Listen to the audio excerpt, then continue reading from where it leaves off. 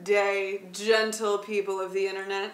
Today we are comparing 3 different versions of Much Ado About Nothing, Kenneth Branagh's seminal masterpiece, Joss Whedon's recent jaunt into black and white, Josie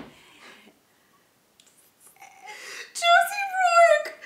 You and guys! recently Josie Rourke's West End production filmed with Catherine Tate and David Tennant at the helm as Beatrice and Benedict. We're drinking an Irish breakfast tea.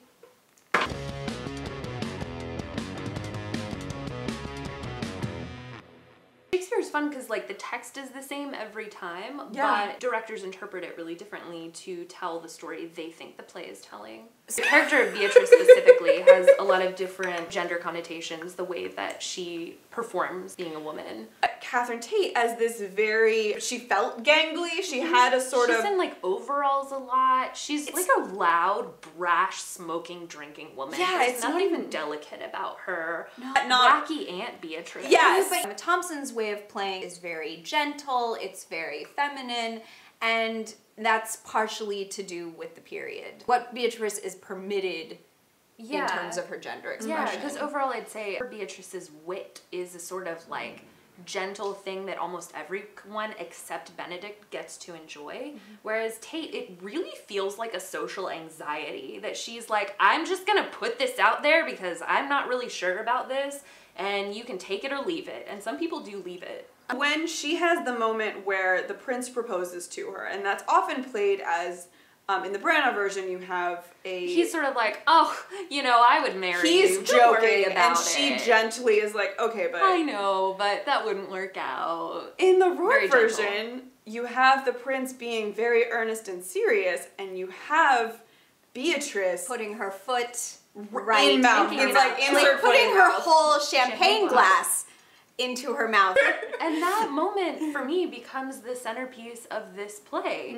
That this is an incredibly he's literally Prince, privileged white guy who goes out on a limb and then gets rejected and then is bitter through the rest of the play and is like, I'm gonna fuck with everyone else because I've been spurned. Whereas in the Whedon version, they spend so much time building up their Beatrice, played by Amy Acker, as this like lady who takes no shit. She's the one everybody loves. She's the one, everybody listens to. I think the operative term in that is that everybody loves her. And in Rourke's version, as any woman who is unfeminine or has moments of unfemininity or who's ever baughty or brash, like that's not always endearing. And they showed that. All of those reactions of the men around her are like, all right, it was...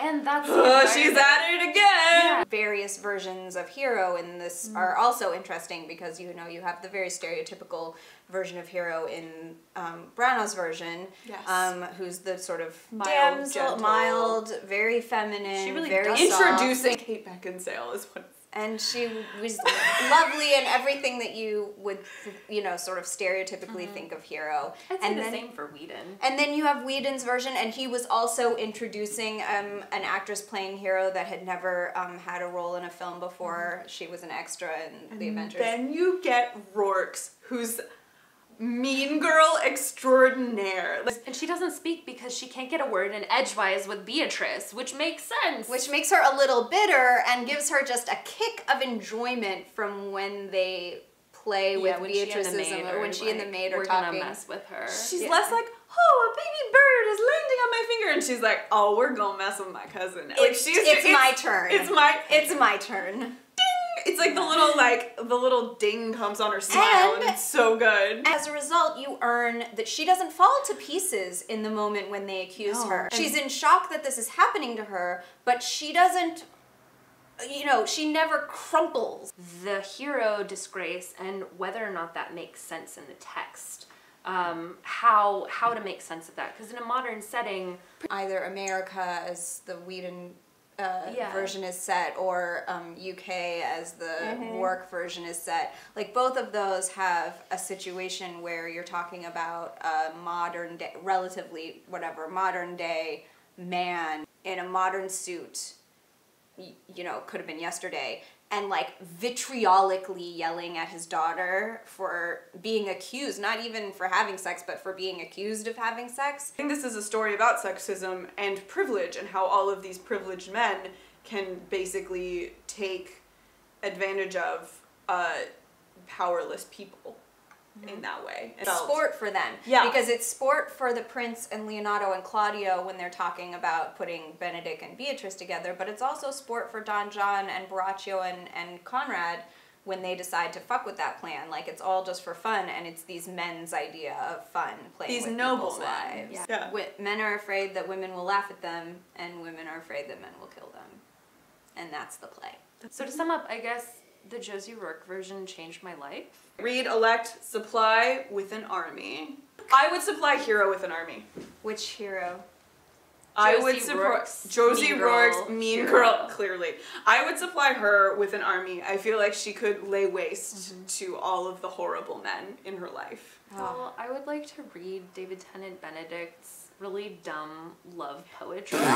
I mean, no, I want to read Beatrice. I want a book of his and Beatrice's. Isn't hers like comparative? With their each other's bad notes on how bad they are. They had him set the gun. Emma Thompson's Beatrice? I would elect Emma Thompson's Beatrice because in the end, she has everyone's number.